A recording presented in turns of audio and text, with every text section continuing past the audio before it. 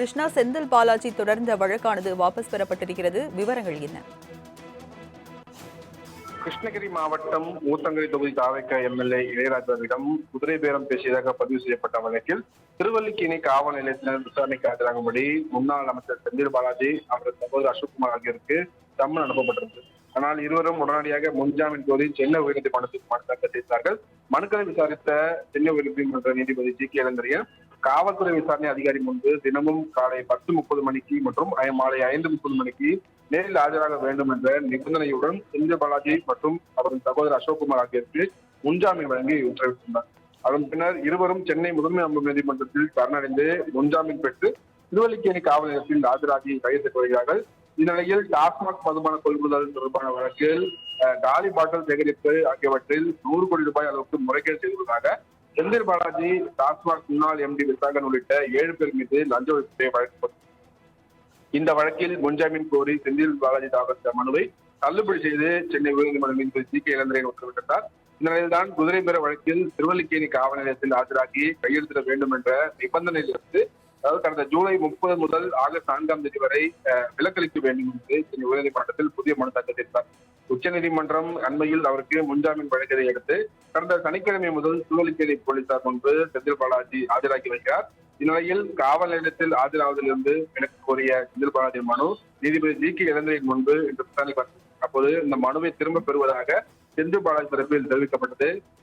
மனுவை திரும்ப பெற அனுமதி அளித்த நீதிபதி ஜி கே இளந்திரையன் வழக்கை தள்ளுபடி செய்து உத்தரவிட்டிருக்கிறார். ராஜலட்சுமி. கிருஷ்ணா, செந்தில் பாலாஜி தொடர்ந்த வழக்கானது வாபஸ் பெறப்பட்டிருக்கிறது. விவரங்கள் என்ன? கிருஷ்ணகிரி மாவட்டம் ஊத்தங்கரை தொகுதி தாவேக எம்எல்ஏ இளையராஜாவிடம் குதிரை பேரம் பேசியதாக பதிவு செய்யப்பட்ட வழக்கில் திருவல்லிக்கேணி காவல் நிலையத்தினர் விசாரணைக்கு ஆஜராகும்படி முன்னாள் அமைச்சர் செந்தில் பாலாஜி, அவரது சகோதரர் அசோக்குமார் ஆகியோருக்கு சம்மன் அனுப்பப்பட்டிருந்தது. ஆனால் இருவரும் உடனடியாக முன்ஜாமீன் கோரி சென்னை உயர்நீதிமன்றத்தில் மனு தாக்கல் செய்தார்கள். மனுக்களை விசாரித்த சென்னை உயர்நீதிமன்ற நீதிபதி ஜி கே இளந்திரையன் காவல்துறை விசாரணை அதிகாரி முன்பு தினமும் காலை 10:30 மணிக்கு மற்றும் மாலை 5:30 மணிக்கு நேரில் ஆஜராக வேண்டும் என்ற நிபந்தனையுடன் செந்தில் பாலாஜி மற்றும் அவரது சகோதரர் அசோக்குமார் ஆகியோருக்கு முன்ஜாமீன் வழங்கி உத்தரவிட்டுள்ளார். அதன் பின்னர் இருவரும் சென்னை முதன்மை அமர்வு நீதிமன்றத்தில் சரணடைந்து முன்ஜாமீன் பெற்று திருவல்லிக்கேணி காவல் நிலையத்தில் ஆஜராகி கையெழுத்திட்டு வருகிறார்கள்.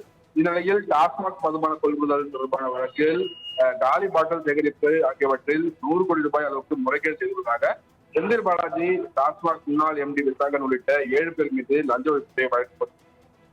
இந்த வழக்கில் முன்ஜாமீன் கோரி செந்தில் பாலாஜி தாக்கல் செய்த மனுவை தள்ளுபடி செய்து சென்னை உயர்நீதிமன்ற நீதிபதி ஜி கே இளந்திரையன் உத்தரவிட்டார்.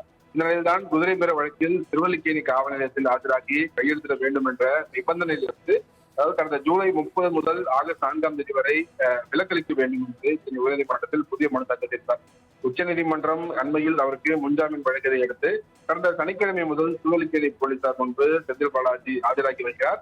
இந்நிலையில் காவல் நிலையத்தில் ஆஜராவதிலிருந்து விலக்கு கோரிய செந்தில் பாலாஜி மனு நீதிபதி ஜி கே இளந்திரையன் முன்பு இன்று விசாரணை. அப்போது இந்த மனுவை திரும்ப பெறுவதாக செந்தில் பாலாஜி தரப்பில் தெரிவிக்கப்பட்டது.